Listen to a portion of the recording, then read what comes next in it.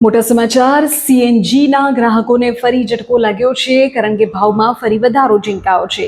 દિલ્હીમાં સીએનજીનો ભાવ 2 રૂપિયા વધી ગયો છે અને 83 રૂપિયાથી પણ ઉપર પહોંચી ગયો છે। આપને કહી દઈએ કે ચાલુ મહિનામાં ચોથી વખત સીએનજીના ભાવ વધ્યા છે અને માત્ર 12 જ દિવસમાં જનતાના ખિસ્સા પર ₹6નો સીધો બોજ લાગ્યો છે।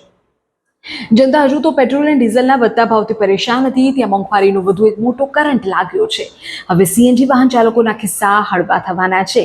દિલ્હી એનસીઆર સહિત દેશના મુખ્ય ભાગોમાં સીએનજીના ભાવમાં પ્રતિ કિલો 2 રૂપિયા વધ્યા છે અને આ સાથે દિલ્હીમાં સીએનજીની કિંમત 83 રૂપિયાને પાર થઈ ગઈ છે।